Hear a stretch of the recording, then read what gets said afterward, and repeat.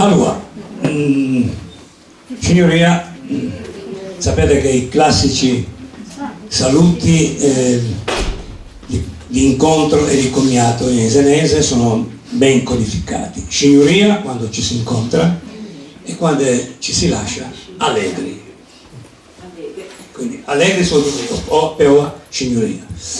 Benvenuti a questa, dovrebbe essere una serata a mio appannaggio, nel senso che dovrei gestirla io come responsabile del corso di genovese, però fortunatamente stasera posso pigiarmi la feria, perché abbiamo Dino Brunzone, anche se il cognome tradisce origini non certo liguri. Brunzone, quando mai? Quante che ne Brunzone? Pochissimo. Che ci racconterà qualcosa circa, ecco, non vi anticipo niente, vi faccio solo una domanda. Ehi, mangiò stasera? Avete già mangiato? Peccato, da non sapere da mangiare e da bere per voi. Vabbè, pazienza, sarà virtuale. Pino ci racconterà un po' di notizie circa l'alimentazione, la gastronomia, la culinaria. Ecco, mi non mai capivo perché hanno detto stu nome culinaria, ma non veniva nato, ma vabbè, pazienza. Parla di gastronomia, non di culinaria. Gastronomia. Vabbè, un applauso di scoraggiamento a Dino Brunzone. Come si dice, come dice un maestro, signoria. È buonasera che sei venuti a sentire un po' questa conferenza enogastronomica ligure, senese, praina e in generale.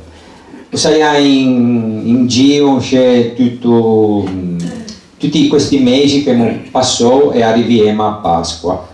E cominciava da un tempo di gianchetti, i gianchetti che non sono più a Pra, perché ogni anno a fine del mese di Senà a spiaggia de Pra si animava di tante persone.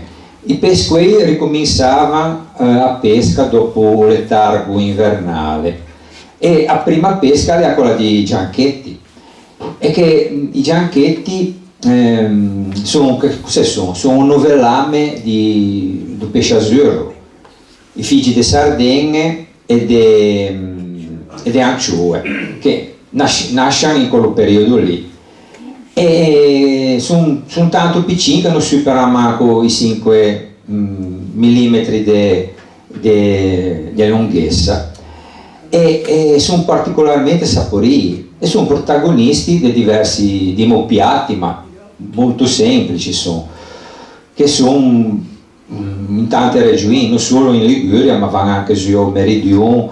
A Napoli chiamano ciccinelli e poi anche in l'Adriatico sono musei. Ora sta pesca è proibita, però è un'attività normale che da metà gennaio fino a metà di marzo è a sviluppare, arrivando fino al periodo di San Giuseppe. E mi da figlione andavo matto di gianchetti, perché erano molto disponibili, che l'avevo quasi sotto casa, e i pescatori o in mare o a Mena, lì in riva a spiaggia, tiravano su arei che si chiama gianchettà. Questa è un'area molto fina che finisce con un sacco. Questo sacco si chiama, un nome un po' particolare, sinsaliera. E lì si mangiavano tutti questi pescetti che i pescatori tiravano via e mettevano in te cascette, e noi altri da figlioli, con i miei amici dell'Ungherlo, andavamo oltre da ferrovia, andavamo a vedere, e poi tanto che siamo lì aiutavamo a tirare, e siamo lì all'Anna de Moa, questa sta lì con lo altri. Quando avevano cucito un po' questi pesci, ne regalavano un po', ne davano in papè di strassa con con una maniale, e noi altri in spiaggia facevamo merenda. Facevamo merenda e eravamo contentissimi perché poi volevamo piacere questo savù de mar con la nava giù voleva piacevole, anche se a tanti, specialmente alle donne, non faceva tuoi piacere, perché a me avevo messo che era molto schizzinosa, e quindi questo periodo qui mi da freva a marzo o vivevo anche aspettando una frase di mia nonna, perché mia nonna in questo periodo mi diceva, quando andavo a trovarla, domani faccio i gianchetti, e mi ero contentissimo perché mi allenava quasi 2 volte a settimana ai gianchetti.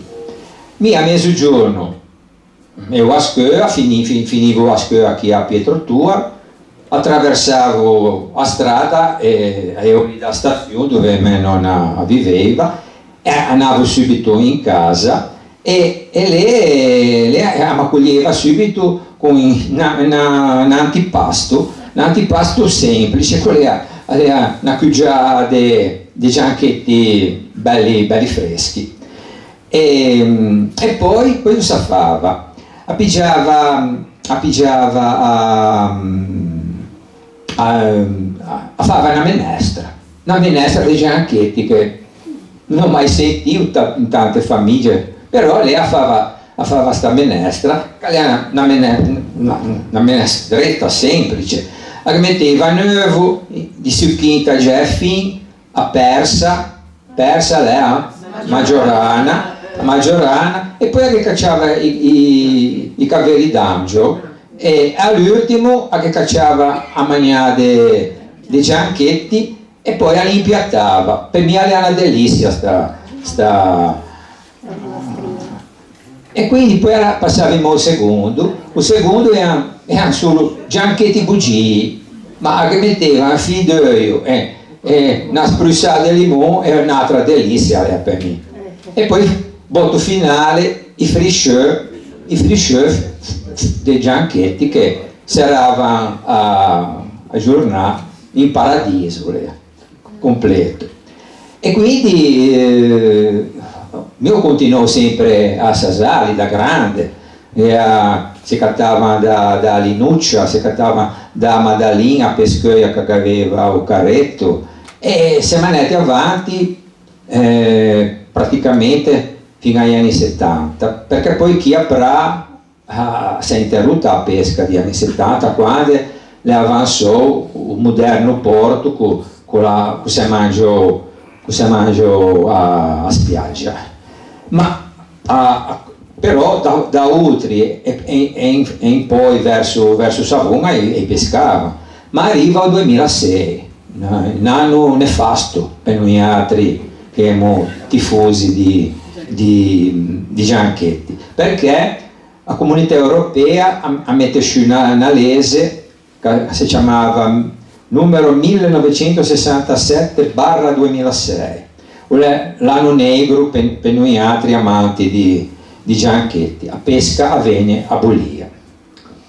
A pensare bene è giusto, perché siamo di sterminatori dei pesci appena nasciuti, quindi si rompe l'equilibrio ittico, e quindi a Maninche abbiamo accettato questa legge che cerca di tenere vivo il mare, perché i pesci in pratica siamo come un re Erode con la massava antaculla i figli. Però Pino, ma io non è che sia tanto d'accordo, perché a Lua era più che altro, quando mangiamo i gianchetti, era più che altro famosa per la stagione delle acciughe. Quindi se i figli piccini poi diventano acciughe, e come dice lei, gli altri fanno Re Erode, i figli piccini, e acciughe è che sono in estate, e invece ha l'anima segreta. Quindi è una legge che poteva essere anche resa più morbida, malleabile, nel senso limitare il periodo, limitare il sacco, nel senso che ogni volta che si cacciare se ne pigia sempre meno, cioè una quantità minore rispetto a prima, ma io dico che cioè proprio eliminarli i gianchetti, anche perché poi cosa è successo? Ci hanno abituati a comprare i rossetti. Io che vago ne parlo. Basta, basta. Parlo. E quindi basta i gianchetti, ma appunto i gianchetti grandi cugini che si chiama roscetti. Sti qui non sono di gianchetti, perché sono una razza di pesci che sono così, non nascono gianchetti piccini che poi diventano grandi, restano così. E allora sta pesca è permessa, anche se ha delle limitazioni anche di temporali per grandi periodi stabiliti. E così ogni tanto mi assaggio. Faccio anche questa menestrina, ma non è paragone con i gianchetti, proprio non entra niente. E allora appunto questa stagione è un ricordo bello di quel periodo lì, che continuando abbiamo un'altra pietanza che è il nostro sangue alla Feinà. A Feinà, visto in questo periodo freddo, come mi pigio una canzone, l'inizio di una canzone di Celentano che dice cosa c'è di meglio di, e mica dico, cosa c'è di meglio di una Feinà cada ti affia dal forno di queste giornate fredde e d'acqua. A Feinà è una pietanza che viene fatta con una fenna di ceci, miscelata con acqua e olio, e poi avviene tanto forno a legna. Allora uno dei tre più rappresentativi prodotti liguri, il pesto, a fugassa e a Feinà. E chi se vediamo i frisci fritti, poi chi è il nostro rappresentante. E appunto dico questi a Feinà i tre elementi nostri: Feinà, pesto e fugassa. E poi mi dico che in tutti questi tre parole che peggi, utri e pra come produzione, no? E da figlio sono stato abituato a Feinà da me nonno Giorgio, o Maio da nonna Manin, che andavo a trovare sempre. Mi sortivo anche lì da scuola a Pietro Tuar, che era qui vicino, e andavo lì dall'altra a mangiare. E di momenti che un nonno diceva: ma ni stasera vado da un fornaretto, quello è sto qui. Fornaetto, e quando diceva così, lo dico l'aveva quella di mangiare a Feinà. Allora mi l'accompagnavo lì a Sapelo, quella che a 100 metri più o meno. Questo. E voleva di che forno voleva una sciamada dove si fa Feinà, si fa torta pasqualina, o che aveva un castagnaccio e torta di zucca. E questo signore qui voleva un fornaetto, voleva Luigi, Luigi lo offre, o Pippo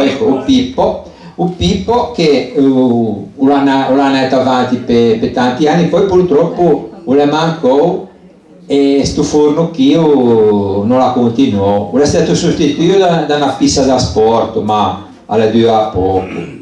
E appunto andavamo lì in questa sciamada e un nonno portava una fiamma anghilla in mandilo grosso. Allora lei o Pippo o attaggiava o metteva la carta strassa, quella bella robusta, o metteva in ta fiamma anghilla, e poi di corsa venivamo chi dai giardinetti a casa. E a nonna non aspettava, e quando arrivavamo ne diceva: figlio mio, bisogna assaggiare la cada. E se sbrigavamo a mangiarla, e un nonno a fine mi dava 2 die di vin bianco, o abito lì o vingiamo. E quindi, tanto che lì che si mangiava a Feinà, mi contava anche un po' sta storia qui da Feinà, perché lei voleva stato in pesature in tu porto de Sena, lei voleva iniziare negli anni 30 lì. E lei mi diceva che appena suonava a campana a mezzogiorno scappavano tutti do porto e si cacciavano dentro i caruggi in giro a caricamento e invadevano tutte queste sciamate che Ghenea.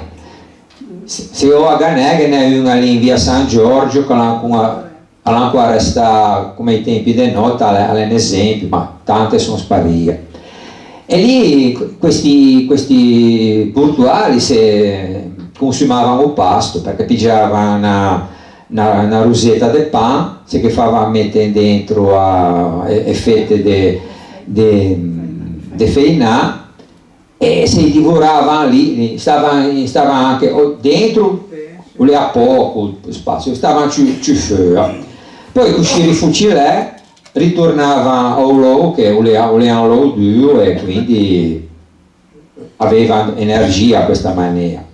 E quindi la Feinà è stata portata un po' dappertutto perché dicono che i senesi e i liguri dove vanno si portano in tocco da sua terra, no? E i liguri sono andati un po' dappertutto in tutto il Mediterraneo, così si può trovare a Gibilterra che chiama la Calentita, perché lì a Gibilterra che è stato hanno ingaggiato parecchi liguri inglesi quando hanno pigiato Gibilterra tenivano diciamo che un mal fosse controllato da gente esperta, allora hanno ingaggiato parecchia gente ligure e l'hanno portato lì. Se a Gibilterra vedete i telefoni, ripeto, Mantero, Graffigna, cognomi di questo genere qui che sono inglesi, ma ne derivano da qui. Poi sono stati a venire vicino a Marsiglia e poi anche a Nissa. Nissa chiamano Socca e sempre Feinà.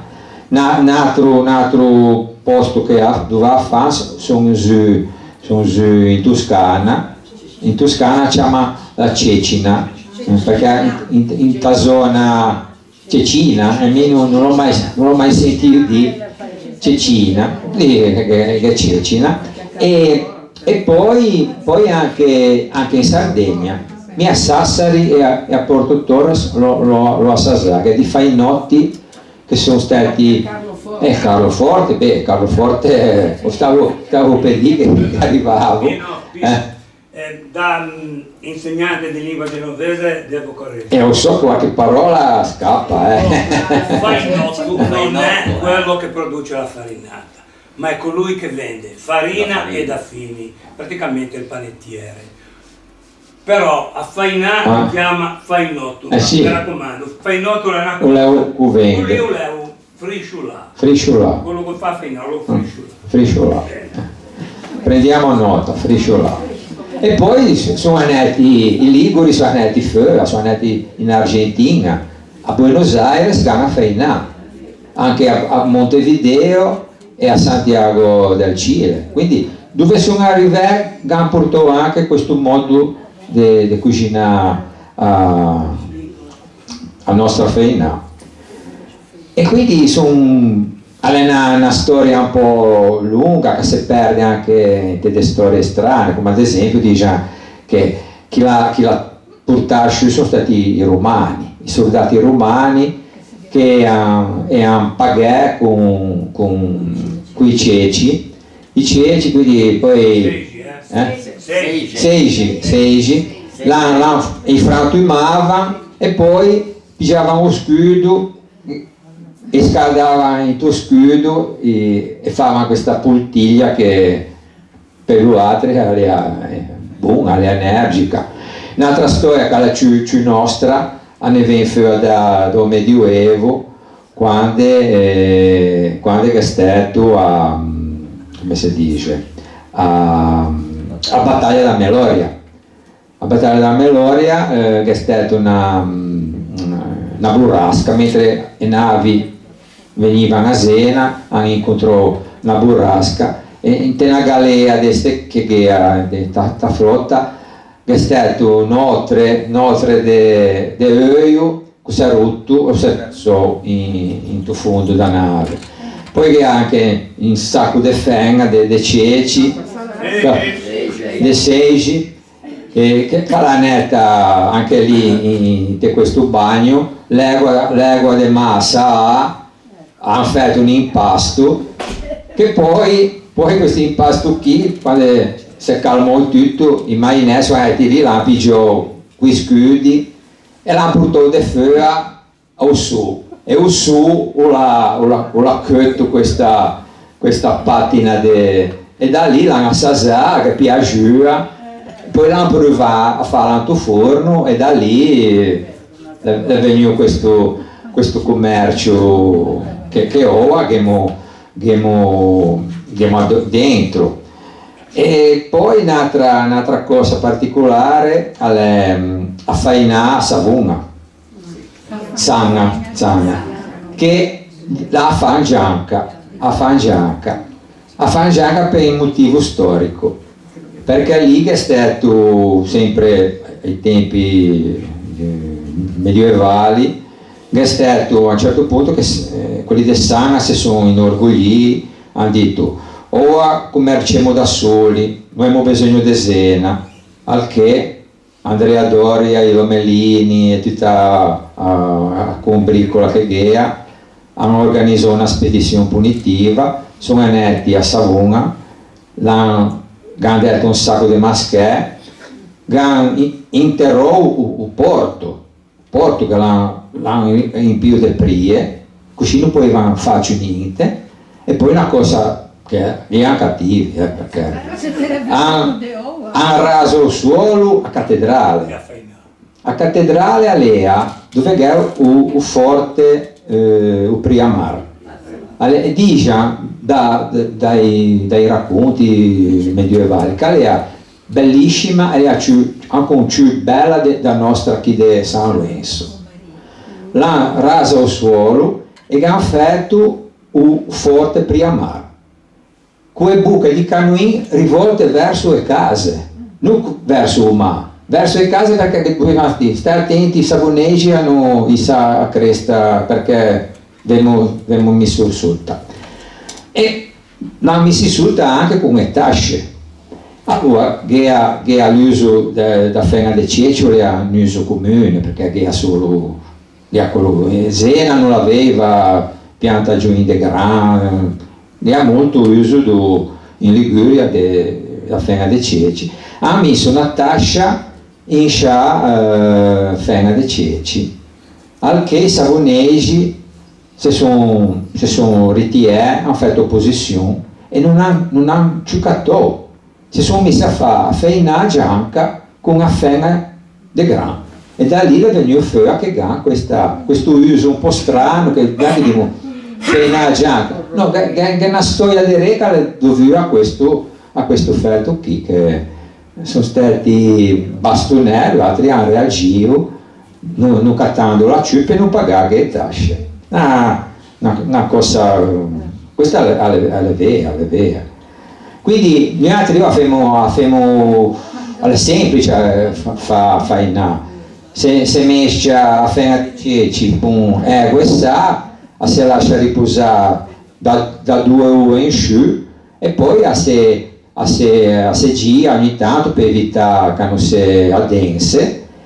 Poi se usa atteggia ramà il testo, chiama il testo, con l'olio di oliva e si versa dentro a miscela partendo dal centro, che così si allarga bene e diventa bella uniforme, almeno 5 mm di spessore deve. Poi si mette in forno a 250 gradi per 20 minuti, girando ogni tanto il testo in modo tale che il calore sia uniforme. Poi questa ricetta si può arricchire con rumanin, con assiola, con articiocche, oppure anche i gianchetti che però non sono più. E dico che mio nonno non sapeva e i suoi compagni anche, ma lui quando sortiva da queste sciamate praticamente cosa faceva? O che dimo street food o finger food, voleva questo che faceva anche lo altro, e quindi per chi ha un cambiamento del modo di vivere, che si vede anche poi in un altro piatto che un nonno Giorgio a nonna Mani mi hanno abituato a conoscere, che sono le trippe. Piero, scusa, anticamente non si chiamava farinata, il nome giusto, cioè il nome di origine era scripilita o scribilita, e questa denominazione viene anche citata in Tenedittu, che il governo di allora, siamo nel 1400, recita che chi avesse prodotto scribilita con olio scadente sarebbe incorso in gravissime pene. Quindi era praticamente, ci tenevano moltissimo, era un qualcosa di prestigioso per la città, per cui chi screditava la farinata facendola a Breccio veniva sanzionato.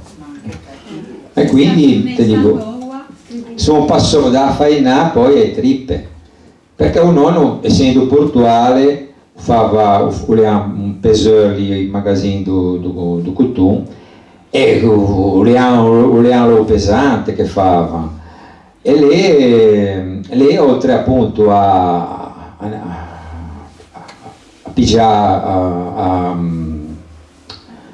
quella prima a farinà, andava anche quelle trippe, perché cosa facevano questi portuali, essendo in loro che ora diciamo con necessita un'alimentazione ipercalorica, all'antua l'alimentazione ipercalorica è data dalle trippe, è un elemento molto, molto buono per questo, e quindi facevano così a mattina prima di entrare ai magazzini di cotone, andavano lì delle tripperie che erano in giro al porto, e si facevano a colazione a base del brodo di trippa con pane o fugassa, e pucciavano il pane a fugassa in tuo brodo, e praticamente lei poi scherzando mi diceva, ma un cappuccino e a brioche che ho al bar a pigiare, noi altri l'abbiamo inventato come brodo di trippa, e quindi che ha questo uso che o continuavano anche a mezzogiorno, poi mangiavano solo fena, quindi sortivano a mezzogiorno, andavano in queste tripperie e facevano questo assaggio qui di trippa comodè oppure a sbira. Quello è un piatto con una variante rispetto alle trippe normali, con una zonta di pan e patate, e così con sempre questo racconto come fava un nonno è una cosa del Medioevo, perché questa sbira deriva da modo della parola senese, che o sbiro o lea in malandrin, o lea in furbacchion, no? Quello che so certezza. Sbira perché spesso e sovente la mangiavano gli sbirri, ma gli sbirri non erano come ha detto lui. No, ma non finiva, aspetta, non finiva, e poi ti lo dici dopo. E quindi chi arrestava lo sbiro erano gli sbirri che erano i guardiani, erano delle guardie, e quindi gli sbirri con lo sbiro erano abbastanza in contatto, perché o sbirro stava in prigione e gli sbirri erano a guardia e voleva un rancio e trippe così erano un rancio di guardie e di malandrini che poi veniva magari condannato a morte o all'ultimo piatto cuffava lì. E quindi è una storia che mi affascinava perché vedevo queste guardie che stavano in prigione e quindi quando andavo in casa di un nonno conoscendo che piaceva che favo un leggetto e lei udiva ma Nin, domani a mezzogiorno ti affaiesci un po' 2 trippe a sbira e lei diceva sì va bene andiamo. Quindi qua non andavo qui in via Iraghi che è la tripperia e ha un negozio da tripperia che o è un negozio di pasta fresca o sul posto e quindi i negozi di tripperia erano molto comuni a Siena, ne ha parecchi. Non vuoi idea, cioè, che differenza c'è? Sbira l'hai fatta anche in particolare modo rispetto a quella comodata? Ma non lo so. Che patate la comodata che anche fa Tipo anche no, guardavo se lui era pan e patate, vogliamo un po' in pastone con pan, patate, come mettendo dopo, sì certo. con la comodata o anche la tomata, sì vabbè, poi che tante. E quindi che ha queste tripperie che ha comuni che a Siena. E questo negozio che ha a Praule è un negozio semplice che ha in banco un po' a vendita e in angolo che ha 2 pignate dove cuoceva le trippe e che ha 3 toe dove si poteva assettarsi e consumare o le trippe o bevi o brodo. E oltre a queste trippe che ha dei clienti che arrivavano con dei bottiglioni e se impiva del brodo e se lo portavano a casa. Quindi a non accattava le trippe e poi il giorno dopo mi sortivo da scuola e favo un giro lì e mangiavo trippe anche me. E quindi sono cresciuto con questo anche con questo alimento qui, con la netta avanti anche in tutto dopoguerra. Però sta sparendo perché no sì ma rispetto a prima è molto meno. Un paio l'unico che Garivo se vuoi vedere una bella tripperia in Vico Casana che è una tripperia che la resta padese negli anni 30 come arredamento, come esposizione, una bella, è anche patrimonio credo dell'UNESCO fra poco e quindi mi sono cresciuto con questo piacere che però le mie donne non che va, le mie figlie, le mie moglie sto siamo un naso mi faccio da solo e mi faccio da solo perché ogni tanto passo a Pegi in Vico Condino nella tripperia e vado lì, mi catto un po' di trippe, poi vado a casa e da su un angolo ma mia mamma mi metto lì, mi condiscio e mi sono contento di mangiare e mentre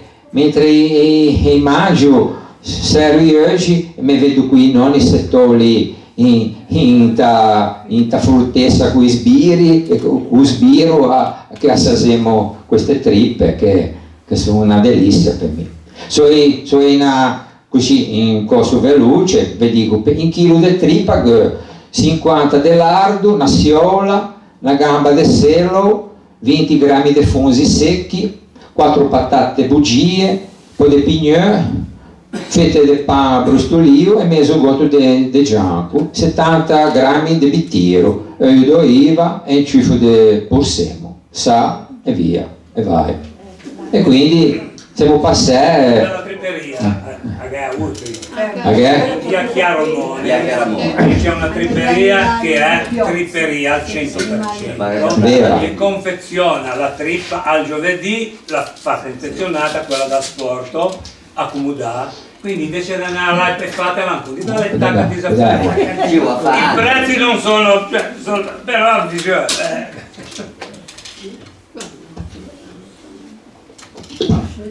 Pausa. prima ti ha detto che ti bevevi il vino bianco, Chi se bevo vin bianco poi non vedo bene. Quindi siamo passati da Sedan a Frevar e siamo arrivati a marzo. Che per me è un mese più bello, per me mi festeggio 2/8. In una settimana faccio compleanno e onomastico, il 14 è l'onomastica San Giuseppe. E mi tengo di più all'onomastico. Il nome Giuseppe non mi piace. Non mi piace è un nome quello di origine ebraica. Joseph e lui ha cresciuto il Signore. Non è il nome del Vecchio Testamento. Il famoso Giuseppe, quello è il figlio di Giacobbe, che l'hanno venduto i suoi fratelli come schiavo. E poi si sono ritrovati in Egitto, quello è il governatore dell'Egitto, dopo il faraone che ha Giuseppe in Egitto. Poi Giuseppe, nel Nuovo Testamento, è lo sposo di Maria e il poeta del Signore. E una persona buona, laboriosa, che ha cresciuto il Signore, che è un simbolo di una figura paterna. Il nome maschile più diffuso. Siamo in 1730 come Giuseppe, secondo di Giovanni, Terzi e Antonio. Prima in assoluto, no, in assoluto Maria, che è più di 2 milioni, alla Maria. E questa festa è venuta fuori 2300, portata avanti dai frati benedettini, e poi l'onomastico viene fatto di Genova, che dice anche lei il giorno quando le mancò Giuseppe. Non è il nome che le portò da tanti personaggi storici, Masini, Garibaldi, Verdi, Ungaretti, fino al 1977, è una festa nazionale. Facciamo festa, non avevamo a scuola, io contento anche per quello, non si andava a scuola. E è una festa civile che poi il governo, perché noi siamo di provinciali con tutte queste feste, sappiamo di esserci europei, o l'abolì le feste, l'ascensione, Corpus Domini, e ho messo anche San Giuseppe, che sono restato male. Fino al 1967 però abbiamo fatto delle belle feste. E mi quel giorno lì a nonna Manin all'organizzava una festa, l'anticipava a Pasqua, perché aveva da fare tre Giuseppi, che un nonno Giorgio e mio cugino Giuseppe, quello è un po' più piccino. Un nonno a mattino l'andava dall'altro nonno a Parma, il Giacomo, e ne tornava con un bottiglione di vino bianco, che oggi diciamo vino novello. Era il primo vino che spilava di un nonno, quello villano lì da villa do Barone Poistet. Lo metteva in toa e poi si partiva con sto menocchi, raio, arrosto di patate, al forno e poi il dolce. Ma non è la solita torta domenicale, il dolce è anche i frisciò. I frisciò di San Giuseppe, sì, a nonna Manin sfornava fiammanghile di frisciò e adiva a San Giuseppe se ti può in piapuela di frisciò. Quindi a mattina preparava a pastetta con zibibo alla l'uvetta e poi a meia renetta. Poi a mezzogiorno, aiutata da Memo e Angela e da zia Olga, friseva tutti questi frisciò e che se mangiavamo, che dava il succo a vei e poi avevamo tutto il giorno questi frisciò. Mi sono confuso.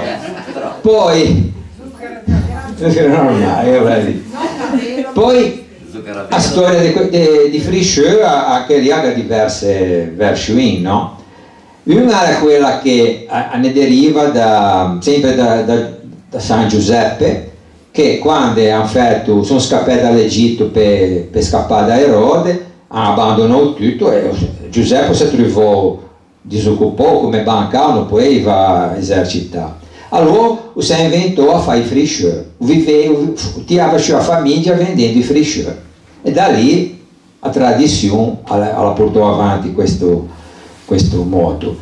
Invece un'altra storia alla legata ai romani, che i romani avevano una festa che chiamavano Liberalia, che si faceva questo mese qui, e era una festa per propiziare a buona agricoltura, aveva grano, aveva stagione buona, e allora per ingraziarsi il dio Bacco voleva, che entrava lì, facevano questi frisciori qui che sono stati poi tramandati che sono arrivati ai tempi nostri con una Giesia che alimentò la storia di Giuseppe.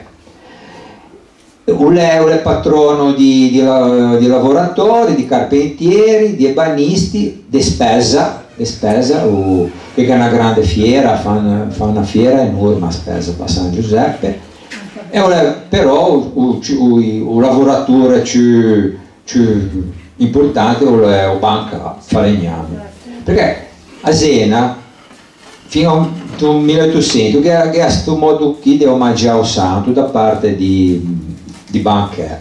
Il giorno di San Giuseppe non lo usavano perché poi è a festa, però il laboratorio l'arrivavano a gente, liberavano il banco dell'uovo e che mettevano delle fiammanghie di frisciori.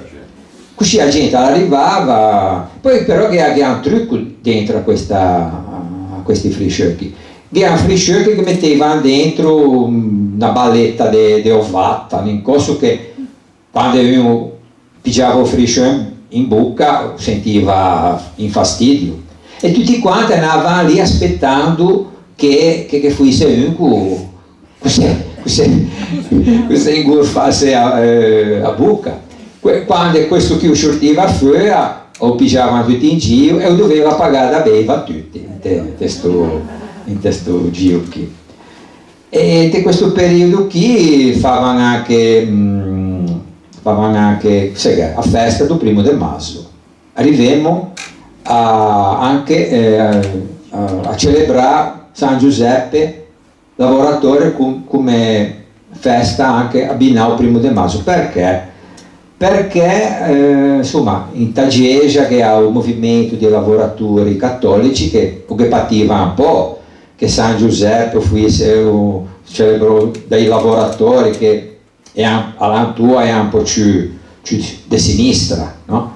Allora hanno fatto in modo tale che il Papa a un certo punto si è messo di mezzo e nel 1955 l'ha messo su una festa abbinandola al 1° di marzo e quindi al 1° di marzo che è anche San Giuseppe lavoratore, che è una cosa ultima di queste feste.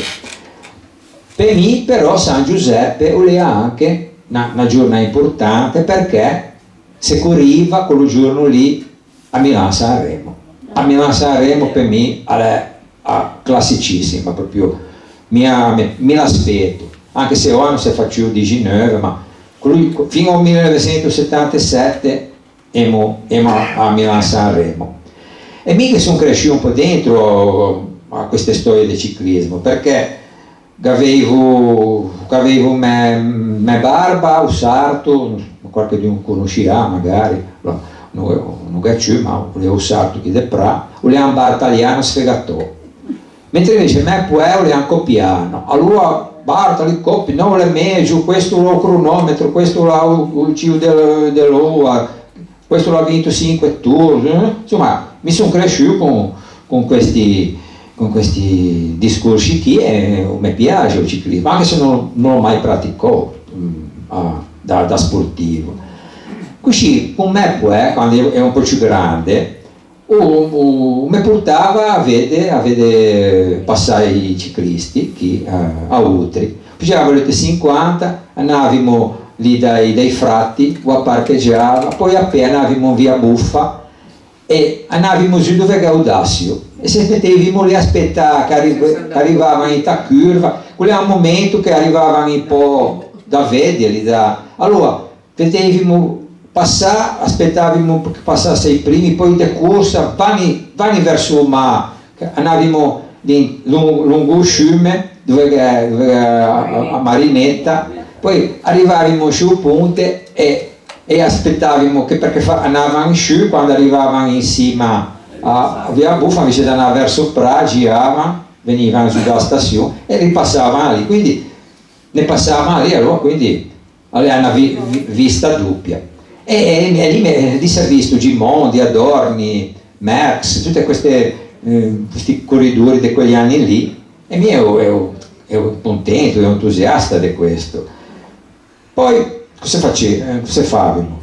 Ripartivamo di corsa, tornavamo a Pra, in casa di nonni che ne aspettavano e poi cominciavamo il pranzo e stavamo lì al pomeriggio davanti alla televisione, qui una fiammanghilla di frisce sempre pronta, aspettare l'arrivo lì a Sanremo, e quindi che questo aggancio qui con San Giuseppe. Poi dopo gli anni 70 i corridori andavano più forte, quando ti vedi più passa anche una massa di colore che non ti capisci chi sono, ti vedi solo forse il campione del mondo che a mangia come quelli di Sandoy, a mangia da ciclisti, quello è l'unico che ti vede. Parentesi. È proprio una parentesi. Lui ha parlato di coppie di Bartali, più o meno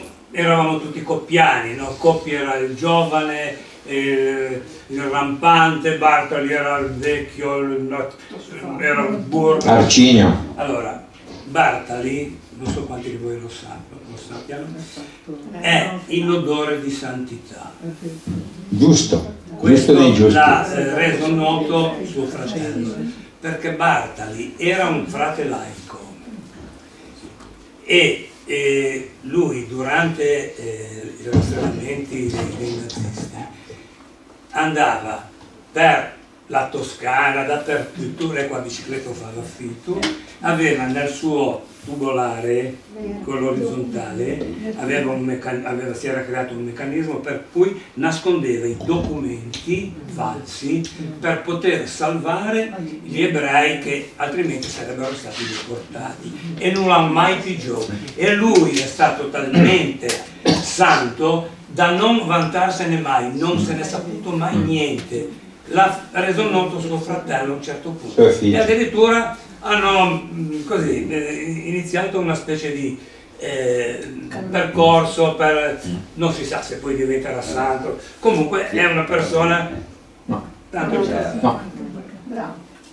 A Corredo da Firenze è venuto a Siena diverse volte, perché chi a Siena è a sede della SEM, che è niente segreto, che stava di re all'espatrio di ebrei, e lei portava avanti in re palanche per alimentare a fuga, e poi andava ad Assisi, Firenze Assisi, ho fatto tanto per quello. E lei a Gerusalemme in Giardino di Giusti, che l'ha scritto, che 700 italiani scritti nel Giardino di Giusti. Continuiamo con San Giuseppe, che appunto la finiva a Sanremo, perché ora a Sanremo ti vedi in televisione molto meglio che andare a Utri a vedila. A San Giuseppe è anche la festa di papà che non è la nostra festa come origine, è nasciuta negli Stati Uniti, lanciata una donna che si chiamava Smart Dodd, che aveva una che si domanda: ma perché fa festa solo a mamma? E anche il papà. Allora questa idea qui in tutti i paesi ha messo questa festa che è dilagata poi in altri stati, e nel 1966 Lyndon Johnson, il successore di Kennedy, lo firmò come lese che si fa a terza domenica di giugno. Poi è venuta anche da noi altri, ma noi altri non abbiamo giugno, abbiamo il 19 a Binà a San Giuseppe, quindi se ero a faccenda lì con San Giuseppe. E quindi questo qui è un altro passaggio che andiamo avanti. Prego. Ecco, voi dite, il giorno di San Giuseppe non fa festa anche a Geja che fa mettere i cruviletti da balcone? Non so, può essere un'usanza, Facevano il giorno di San Giuseppe. non so, può essere un'usanza che si fa. Il Corpus Domini non lo facevano il giorno di San Giuseppe? No, il Domini è a giugno, questa, magari a certi posti mettono fuori non ho mai sentito. No, noi mettevamo i più bei Corpus Domini, giusto, ma non c'entra niente. Sai perché? Perché amico, in vago ricordo, ma probabilmente le ha un'altra corsa, che da Figgetta notta, che ha corsa delle biciclette, e mi dico non ho Corpus Domini. E quindi da qui andiamo avanti, dopo San Giuseppe un'altra festa che arriva, che poi domani quella delle Palme, festa delle Palme, anche lì è una festa come San Giuseppe, come Pasqua da fare. E Palme ha una cosa particolare che richiama Parma, o sei tutti perché si chiama Parma, no? Quindi per chi non sa o dico che questa origine qui che è un'origine medievale in quanto a Parma che a Geja al 2000 prima 2000 l'hanno fatta, aveva un faro religioso che comandava da Sestri a Cugueo, e è importante che è un centro molto, molto forte con poi l'ottoio a fianco, però a fianco a Geja che è anche un ospizio, un ospitaliere che voleva servire a chi? Ai pellegrini che ne tornavano da Terra Santa, perché a lui l'anno 1000 che venivano le crociate, che andavano su per difendere il sacro sepolcro, ma poi lì hanno fatto di tutto. E poi si sono portati anche, oltre ai armigeri, i pellegrini. I pellegrini quando tornavano venivano in su dopo un viaggio, non so come favano, perché partì da Terra Santa, venì fino a Pra, quelli che riuscivano, Che arrivava. e quindi sbarcavano anche davanti, stanchi, derelitti, avevano un conforto di questo ospizio con le a Parma. Venendosene giù da Terra Santa, si portavano delle palme in mano, avevano queste piante, no? E quindi stando qui poi in segno di riconoscimento, prima da nascere, magari in Francia, in Piemonte, in Germania, lasciavano queste palme all'ospizio, e quindi da lì Parma qui, Parma là, Parma qui, Palmaro, le veniva a Palmaro, è una cosa storica medievale. Queste foglie qui però di palma sono utilizzate per fare cose. I parmè che saiano portare domenica a benedizione da tutti, dai figlioli, no? E all'usanza anche quella di, oltre da un'acqua a Parma, di abbellirli con dei canestrelli. Quei canestrelli lì che l'avevo, ma quando tornavo a casa e finivano tutti, anche in Geja si mangiava, e quindi anche questo ricordo gastronomico di canestrelli, Pino, canestrelli, tanto per riallacciarmi a un fornaietto che menzionavo prima. I canestrelli avevano, oltre il fiocco rosa o azzurro, a seconda del sesso naturalmente. E vanno anche certi canestrelli il diamante incastonato, che non era altro che un uovo sodo colorato. Cioè, il buggio naturalmente con la scorza, no? E un colore, allora, questo me l'ha raccontata la moglie di Pippo, ha detto che facevano bollire le uova insieme alla carta crespa, ossia se voleva l'uovo celeste, carta crespa blu, se voleva rosa, carta crespa rossa, e veniva fuori, poi lo incastonavano proprio a mo' di diamante, non so se lo ricordate. Vabbè, comunque si faceva.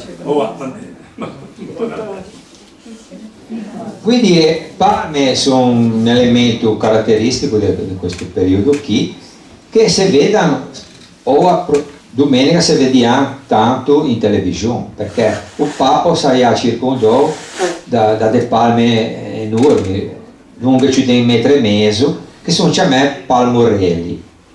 Queste qui sono una tradizione nostra, una tradizione ligure, che ne viene da opponente da Liguria, che è portata da una storia anche quella lì fantastica, cioè, da contarla. Perché è successo questo? È stato in 1586 che era Papa Sisto V a Roma, e lui aveva sta chiesa qui davanti a Chiesa di San Pietro, è un po' vecchia, è bella ma non che piaceva, e lei girandosi da San Pietro aveva da vedere a Chiesa un obelisco, quello è alto 25 metri, quello è un obelisco che aveva portato i romani ai tempi di Caligula, come hanno fatto a portarlo con l'obelisco lì dall'Egitto, remavano con l'obelisco a fianco, sono attraversati tutto il Mediterraneo e sono arrivati a Roma, hanno acciattato questo obelisco e la restò poi di re a San Pietro. Allora lei lo ha detto, perché non mettiamo davanti in mezzo da chiesa? Allora l'ha messo su una squadra, l'ha ingaggiato l'architetto piano di Alua, che si chiamava Domenico Fontana, o le anticinese, e questo qui l'ha pigiato l'incarico di portare davanti a Gesa questo obelisco. L'obelisco è 25 metri e pesa 350 tonnelli, una cosa strabiliante per i mesi che avevano a Lua. Quindi questo l'ha fatto questo qui. O la ingaggiò e tu sento operai e 140 cavalli per tirare questo obelisco. Però il Papa cosa l'ha fatto? Per far andare avanti sto o l'ha messo nel dito che diceva che dovevano stare tutti zitti pena la decapitazione, e l'ha fatto mettere vicino da dove stava l'obelisco un patibolo pronto, un patibolo bello pronto lì, e quindi sono andati avanti così, no?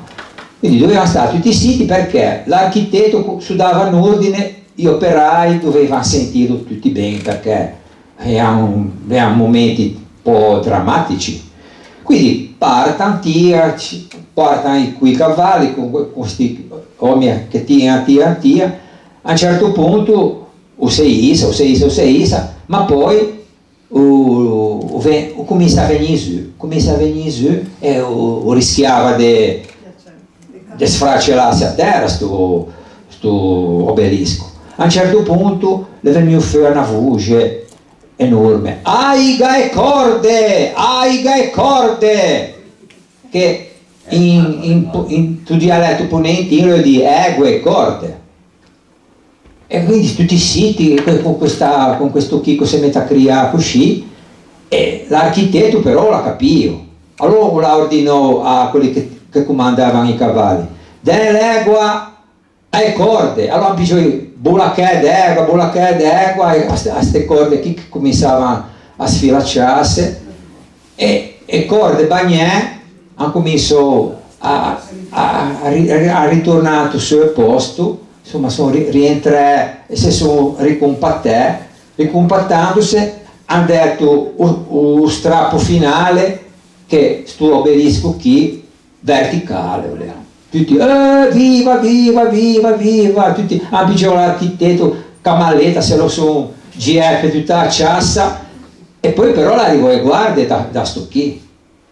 E chi voleva sto qui? Sto qui voleva Capitan Benedetto Bresca, ne veniva da Sanremo, e voleva un Capitan che voleva venire a Roma in nave, perché all'Antua il Tevere voleva navigabile, e navi che arrivavano davanti a San Pecio, e lei voleva lì, e voleva nome de ma, non ne capiva de gomene, de corde, de buselli, magari veniva qui a Praga tardi anche a quei tempi, e quindi da uomo de ma l'ha detto questo avviso che la salvò tutta la situazione, però i guardie hanno eseguito l'ordine, l'hanno portato davanti al Papa, ma il Papa l'ha capito tutto, l'ha perdonò, e in più la nominò capitano da Marina Papale. Ha detto il diritto di portare avanti la sua bandiera anche in la sua barca. E poi per lei, Bresca, il Benedetto Bresca, aveva un'intuizione di marketing, dicevano. L'ha chiesto il privilegio al Papa di rifornire a Basilica e altre 3 basiliche di Roma. Quali sono le altre 3 basiliche di Roma? San Giovanni Laterano, Santa Maria Maggiore e San Paolo fuori Remora. Ci San Pe, dei rifornili di questi palmoreli, che sono delle opere, vabbè, questo qui è un tocco, è un'opera d'arte di questa foggia di palma che è un metro e mezzo, che viene tutta intressata e fa una palma che è bellissima, vede. E quindi dal 1586 Sanremo, i Bordighera, quelle sitelli del Ponente, rifornisce le basiliche di Roma, e il Papa lo vediamo domenica con i palmoreli circondo, e questo privilegio lo portò avanti la sua famiglia finché poi si è estinta, però lo portò avanti a curia dell'imperia di Sanremo e Ventimiglia, e quindi questo modo qui è una cosa nostra ligure che va avanti, e questa frase qui che viene dita è usata delle volte per da un avviso, no? Da mescite, stai attento, ego e corde, è un po' una frase che è... No, c'è da dire una cosa, che quando è successo così, che hanno concesso il privilegio a Armaditage e Sanremo di fornire, Armaditage e Sanremo hanno detto, ma mi pagano? Non si sa mica ancora, ma se già ne E quindi andiamo avanti, dopo Domenica del Parme arriviamo a Pasqua, la settimana di Passion, e poi da Pasqua. E questo qui è un periodo che mi ricorda tanto i nonni che passavo tante giornate con loro altri.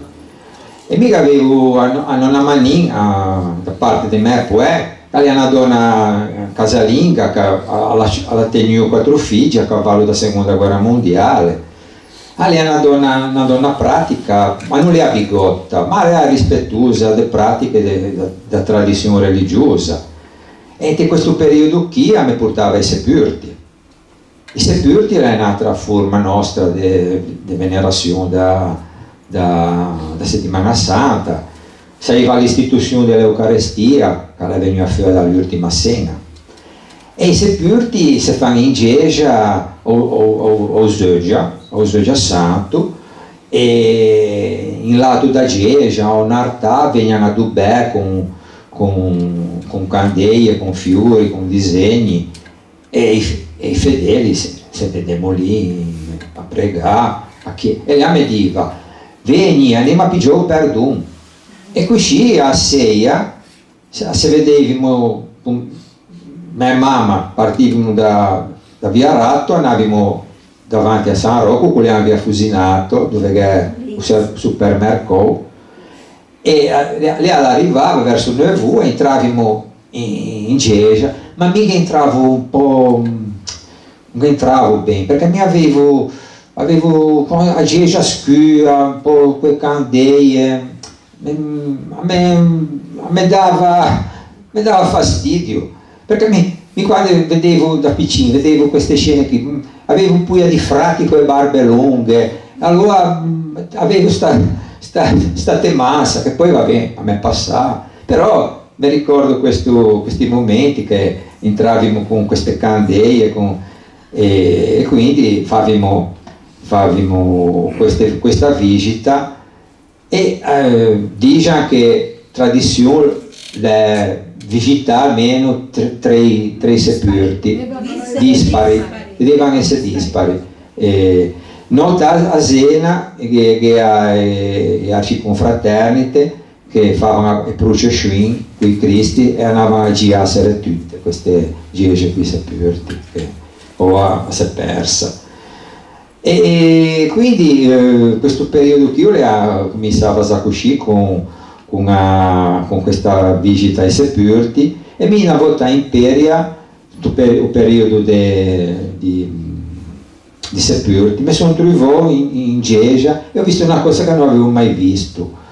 Ho visto i cartellami o cartellami, non ho ben precisa l'intonazione, ma e Geja, dell'imperiese, in tanta zona lì di Ponente, hanno questa tradizione qui, che in giro all'altare del sepolto mettono di pannelli che di legno, di cartone, disegnati, anche belli, sono fatti dagli artisti, e delle scene che rappresentano a Via Crucis, che contornano il sepolto, e che dicono i cartellami o cartellami.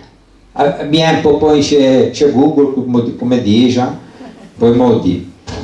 E quindi questa qui è un'altra tradizione nostra, che è anche portata in tesone di influenza ligure, anche in Corsica, e anche a Nissa. Passò il Gioia Santo, a una manina entrava anche una girandola che coinvolgeva tutta la famiglia, me, Moè, Esi e Lalle, e quindi mi entravo in questo tourbillon gastronomico, no? Perché di cosa fava? Tanto preparava già i cavagnetti. I cavagnetti fava questo che è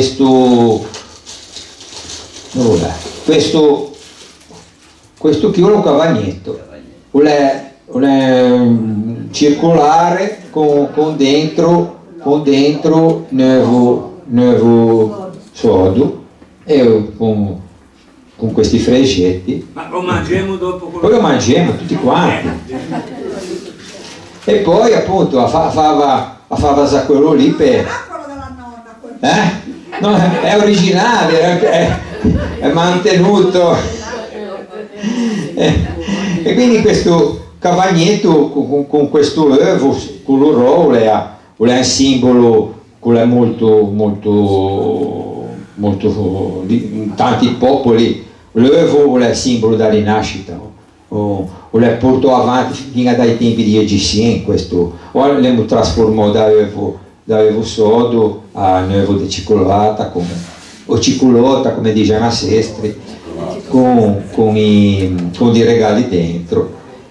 E quindi a nonna, dopo aver preparato i cavagnetti, portava a fare i raieux di magro, con le burrage, e mi demoavo quando facevano i raieux, perché io l'addetto dell'imperia, avevo a maneggia dell'imperia a mano, e giravo sempre sta imperia qui a tia sfogge che venivano prodotte a ritmo industriale fino. A me diva vanni e mi giravo e quindi lei poi tirava queste mentre tiravamo sfogge mia mamma, mia moglie e a zia facevano il ripinco e burraggia, ricotta e gè e poi gli aromi e poi a nonna arrivava lei e pigiava, la metteva a forma si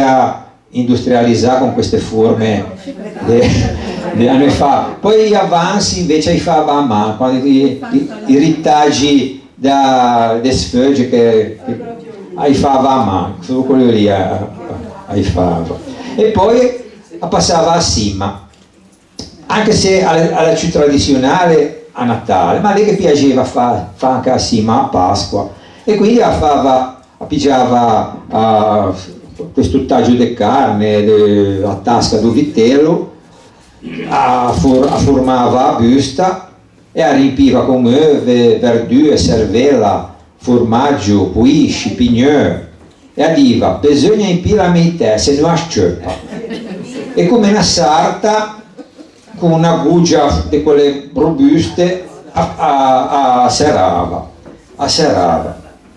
mi amiavo meraviglioso come fa per me mi pareva una balla di rugby quelle che giocano a rugby poi la metteva a bugie in una grossa pignata con gli aromi e poi quando era pronta la tirava fuori e mi ricordo il ferro da stì che lo metteva su via, che metteva un piatto con il ferro da stì con il peso per sciaccarla, tenerla in modo tale che si poteva tagliare bene il giorno dopo.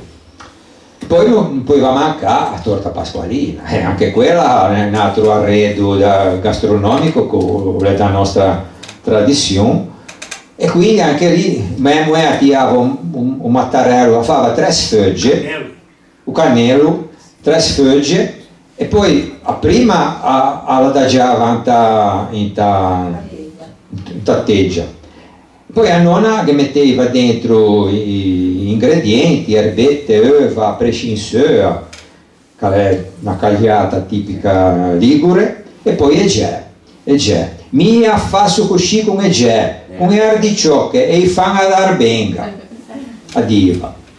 Quindi alla fine ricreviva il testo con 2 sfogge, l'ultima abbeggiava con una cannuccia che sciusciava dentro per tenerla staccata da seconda, che così quando tirava fuori dal forno che ha questa cupola. Quindi tutto questo locchi, anche lei a spiccia non stava mica lì a fare 33, perché dicevano che una volta facevano di 33 sfogge che rappresentavano gli anni del Signore, ma lei ne fava 3, basta e avanza. Così con questo qui andiamo avanti a fare tutto questo prodotto che eccola qui che Sima e poi la torta pasqualina con così fatto tutto questo ci ritrovavamo poi il giorno di Pasqua con il nonno, i zii e l'alle e passavamo a Pasqua così. Un nonno Giorgio ne veniva dalla cantina con le bottiglie di vino nuovo, si metteva a caputava, fava gli auguri e iniziavamo il pranzo e via. Ora questi momenti sono finiti, i nonni, i Barbi e l'Ale non sono più, ma a differenza di dito Natale con i tuoi e Pasqua con chi vuoi, mia e mia famiglia continuiamo a passare la Pasqua insieme anche se siamo pochi parenti e quindi abbiamo fatto la Pasqua così. E poi si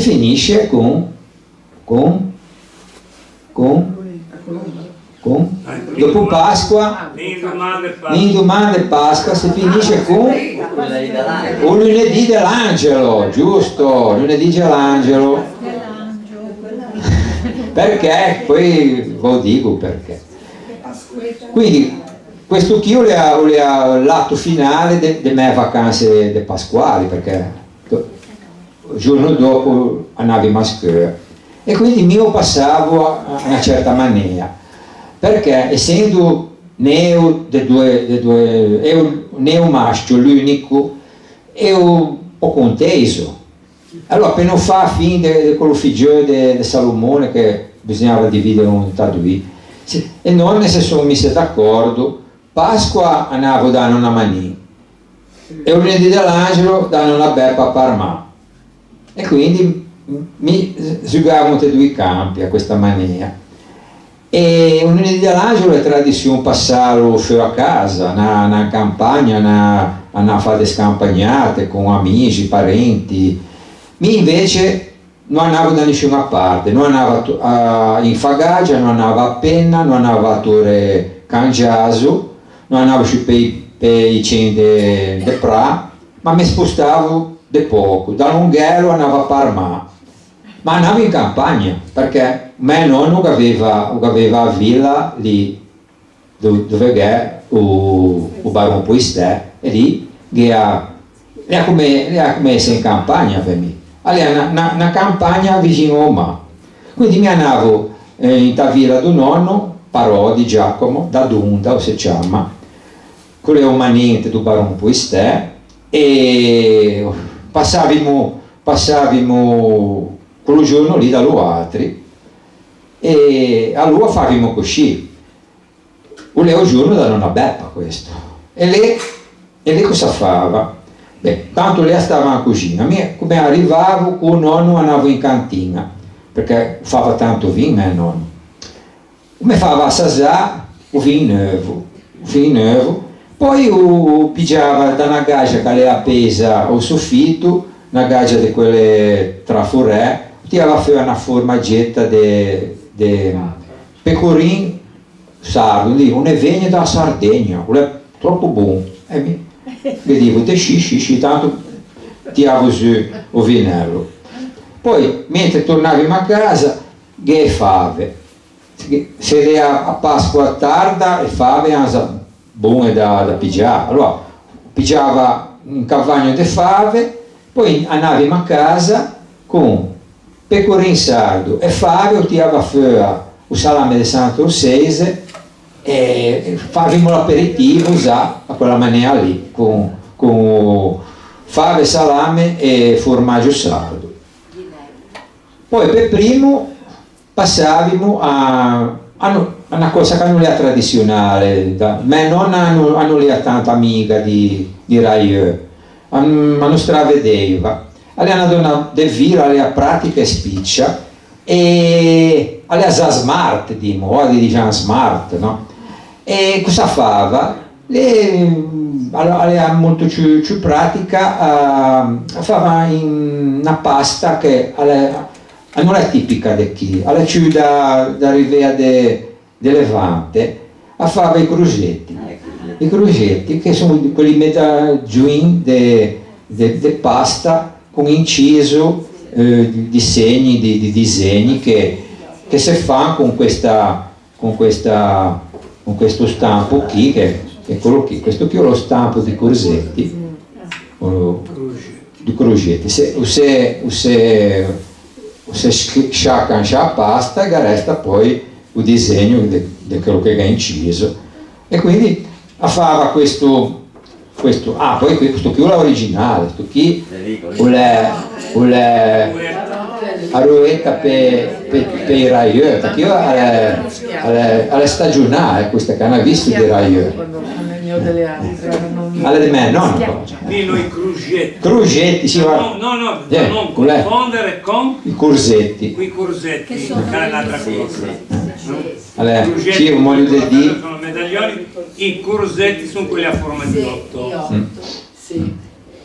Quindi cosa fava? Noi altri facevamo il venerdì santo, perché il sabato favimo i io da nonna Mani. O venerdì santo andavamo da nonna Beppa a preparare i cursetti, i crugetti, e quindi mi torna lì con a maneggia dell'imperia che tiravo e sfogge, e poi mi demoavo anche me a stampare questi crugetti.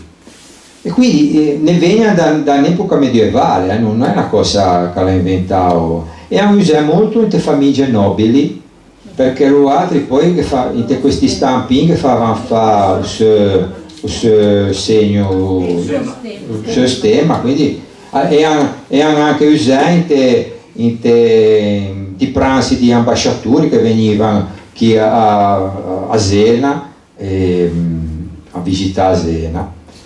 Quindi lei preparava questa pasta e la lasciavamo a nonna a guardia di crusetti, e poi andavamo lì. Questa è la nonna Manin, questo sono me. Tua sorella? No, è una cugina, una cugina.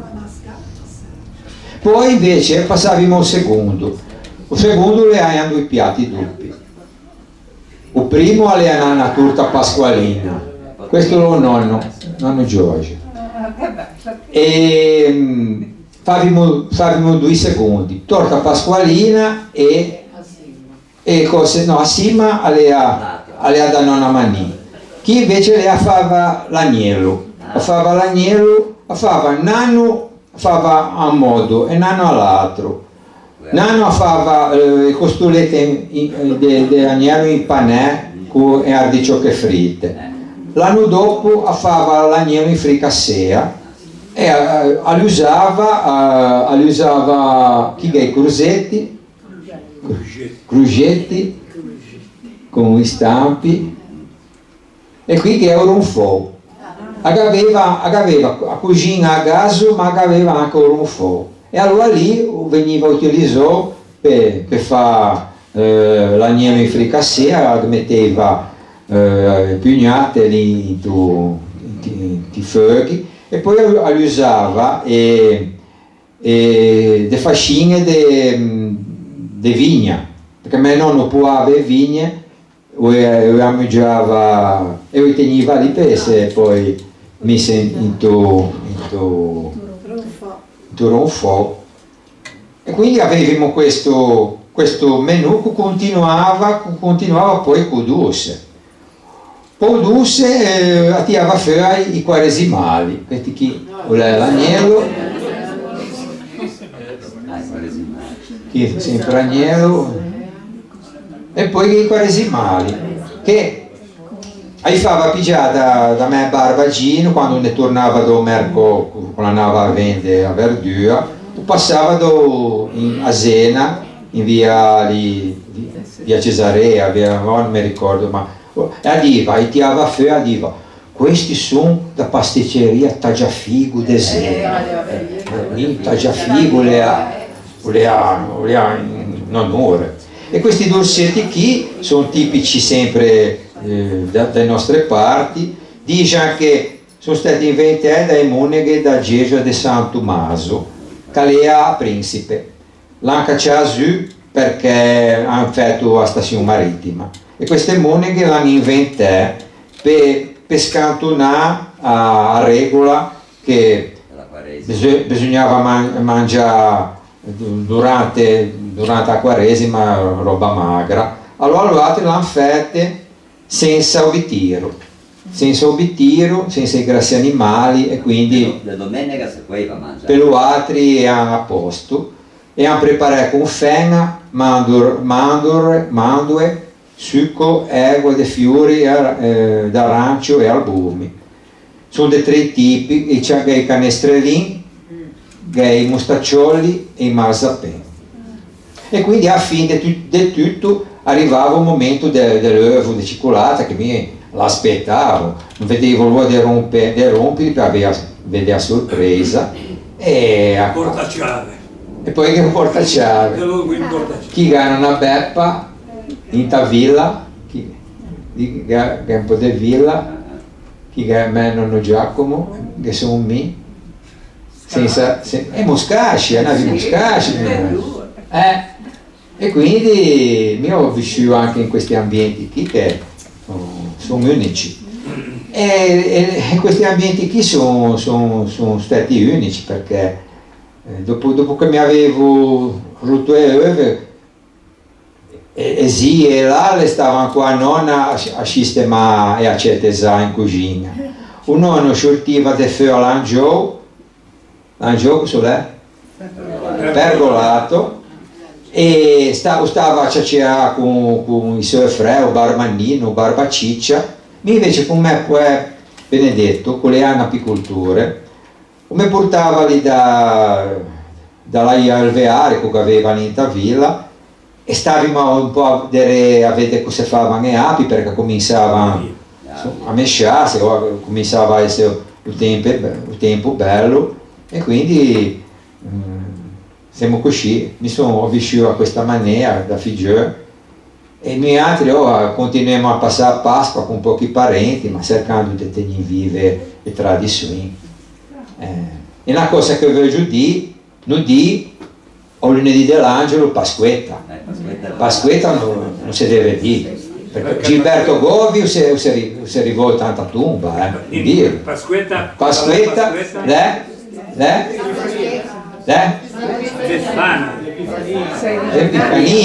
l'Epifania neanche andiamo a dire i romani che parlano così e poi lo dico, invece no, noi dobbiamo dire lunedì dell'angelo e quindi ricordatelo fra una settimana di lunedì dell'angelo. Così ho finito, ricordo un po'.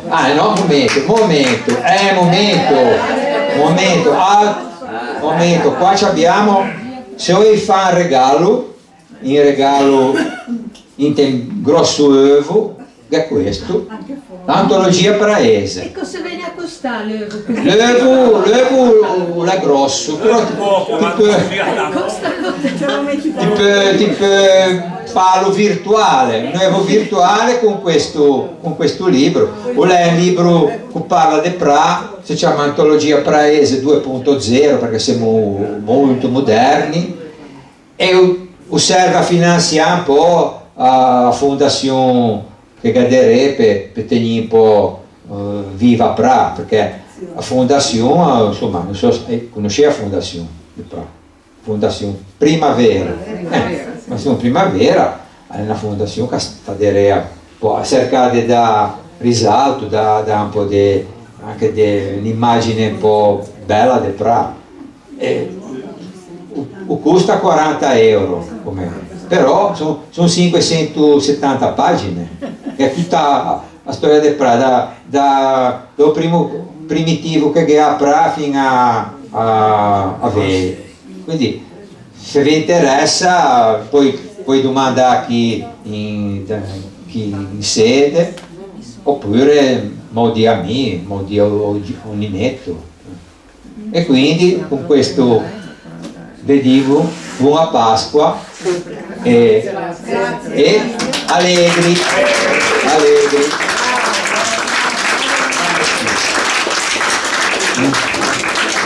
Io?